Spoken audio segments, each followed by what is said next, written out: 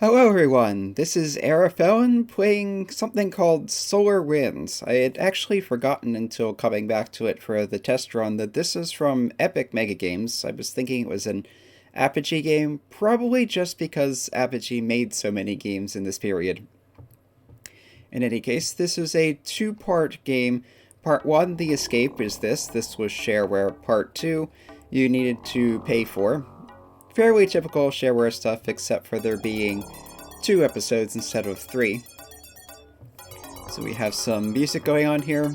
This is a fairly standard Epic style instrumentation that's pretty distinctive. So same kind of things in Jill the Jungle, Zargon.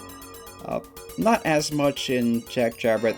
They kind of started changing their style as that went on, but early Epic games that had digitized music had these kind of instrumentation. Anyway, we have our story here. Humans that are distant related to the humans we know. Neither of them knows about each other. And Jake Stone, bounty hunter, is about to discover the hidden truth. But first, he's being contacted for a job. The kind of job that this guy doesn't want to talk about. The kind of job you would tend to a bounty hunter. So, probably not something that's on the up and up. But hey, bounty hunters are all about getting paid, so probably not a big deal. We have a sector system that helps with navigation. It's an XY coordinate system, so minus 31 is some distance out to the left of where the center of the star system is. 1 is slightly up from it. It is a 2D coordinate system. There's no third dimension, even though we're in space and by nature everything is 3 dimensions. So we have a ship here, left and right to turn, forward and backward to change speed, and the ship just uncloaked. We'll try doing a science. S is for science, that will scan anything nearby. This tells us unfamiliar spaceship, possibly from the nearby star system. We know there's life there, but that's about it. All attempts to contact them have ended in people getting blown up. But this guy wants to communicate, so let's try communicating. Here's an alien. He thinks we're ugly. I'll say you're uglier. He doesn't take it personally. That's kinda neat, I guess. Yeah, it makes sense that to an alien that's ugly to our eyes, we'd be pretty ugly. So, who are they and why are they here? Commander of a squadron from out there. The very first visual contact any of our people have ever had with them that will live to tell about it. Why is that? Because this guy's on a stealth mission and doesn't want to draw too much attention themselves. One of our ships, no main threat. 20 or 30, could be. What's he doing here? To analyze our technology and determine if we're a threat. Also, they have a cloaking device. I could use one of those. Maybe later. Notice the mention of another system with intelligent life somewhere way out in the middle of nowhere compared to our star system. Why are they telling me this? Because we're no threat, so why not? Also, there's a bit of a civil war thing going on with the humans. Pretty typical. What rebels? I don't know. It seems like a bounty hunter would be up to date on this sort of thing, but these questions are useful for the players, and, you know, he might play dumb anyway to try to get more information out of this guy. Will you declare war? Don't worry, it'll be quick and painless if we do. Great. So now this guy is going to cloak and disappear, and we're back to, well, M for missions. So we have as our primary mission going to that sector to meet with the guy who is offering us a job.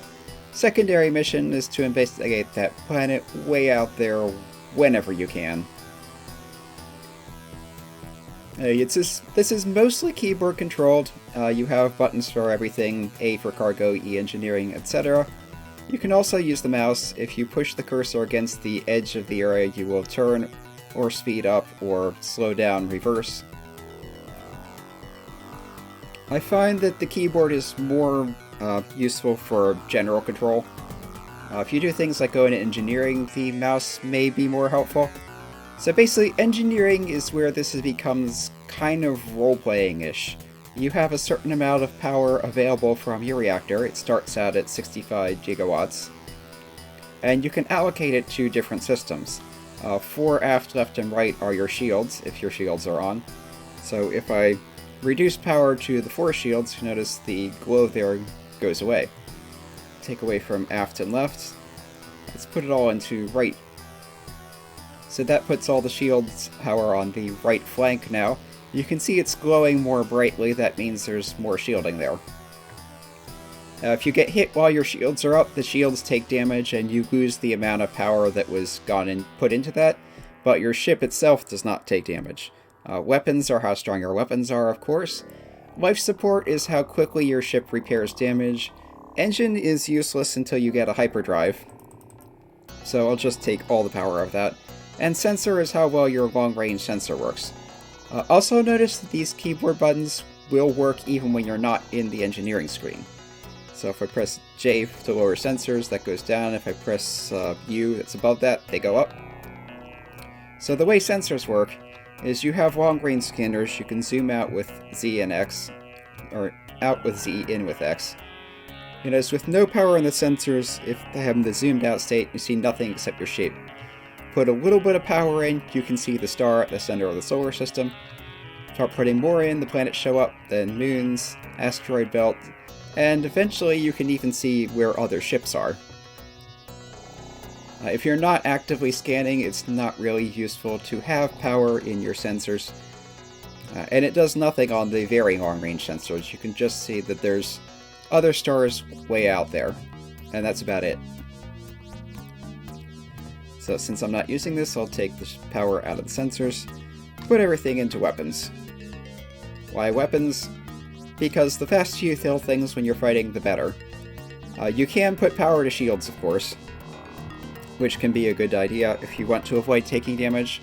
However, as I noted, if your shields get hit, they take damage, you lose that power, and it's just gone. So you're better off, if you can, to just avoid getting hit long enough to survive the battle, and then let the life support repair. Here's this guy. So this is the person who was communicated with us earlier, someone called Emmer Kane, a wealthy opportunist with strong government ties. Notice it shows here his shield and cannon types. That is important in combat. If shield type and weapon type are the same, the weapon that's being attacked with and the shields that's being hit, then that does more damage to the shields. So you want to try to match your enemy's shield type with your weapon type if you can to hurt them better, and to match your shield type to something that's different from the weapon type if you're using shields at all, so they don't take damage as fast. Anyway, we're being hailed. Let's communicate. He has a small job that requires a man such as you. And I accidentally hit enter too fast trying to skip that. That's okay. We're going to accept the job anyway. Extremely dangerous man who's trying to escape the law. Let's go find him. Your payment will be an E-band converter. So the E-band converter is extremely useful once you get it. What that does is you turn it on, and any ship you blow up, you get more power. That's kind of like getting experience points. Let's try play hardball. I need more pay. Yeah. Still, this is an extremely useful item and we definitely want it. Why hire me? Well, I've heard you're the best. Very well, we'll accept the mission. Okay. And it'll take a little while to fly all the way over there, so I prepared saves. And let's jump over here. So here we are, approaching the ship that he mentioned. You can see it in the radar map on the top right. Their shields are up, as you can tell by the red outline around them. General security vessel for the moon of Titus. No other information available. We do not have that weapon type, so I can't match their shields to do more damage. But let's try communicating, especially since we're being hailed. I've heard you lie. Oh, He has a point. Couldn't hurt to hear him out. So, he's saying he's not a criminal at all, but is a scientist. He's being rather secretive, but he's provided an offer that will let us satisfy our client and also get something else out of it, so this may be worth listening to. Again, bounty hunters are known for being mercenary. The more pay you can get, the better. What's the plan? To transport him to the moon, give us information. Information is useful. I'll set his ship to autopilot so I can destroy it. Sounds good. Okay, the ship will now fly on its own and we're in combat mode. Combat mode, things zoom out a little so you can see better. Enemy ships are generally not smart enough to aim ahead of you. So, what I want to do is do enough damage to the ship before it does too much damage to me. Getting behind them is usually a good way of doing that. And there, it's destroyed. And again, in the interest of saving time, I'll skip to another save game. We're back here at our client after destroying the ship. And we have different options we can save here, but let's go with what's been called a Jedi truth or a Fey truth. It's technically true. It's not quite what he's asking, but it implies it. So he's satisfied. We get the E-band converter. And that's done. Now we can go take over to the scientist to where he wants to go. There he is in our cargo. Also, the E-band converter. Press U for use to turn it on. And I'll just jump to another save to do a little more combat and demonstrate how that works. We're coming up on a ship that just attacks on sight. That's not very nice of them. Okay. Try maneuver. Taking more damage than I like here. This is where shields do come in handy. There. Okay, notice the ship is destroyed with the E-band converter in. Switch modes out of this. I go into engineering. There is now an additional 20 power available that was not there before. So I can power up my weapons further if I want. I could put a little extra device support to heal. You notice the dot on the ship is now almost black rather than the bright green it was to begin with. That indicates your ship's health, basically.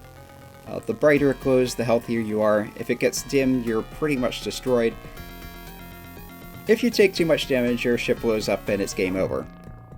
So I'll just demonstrate that for the heck of it. Come here. There we go. And you just get the load, save, etc. I'm not sure why you'd want to save after being destroyed, or if you even can. Could just be that that's the way the menu works and it's always there. In any case, this has been Arafellan playing Solar Winds. And there's a lot of weirdness and intrigue that goes into it once you get the plot running along. There's, as the intro suggested, there's a deep and dark secret that Jake Stone, Bounty Hunter, is going to uncover.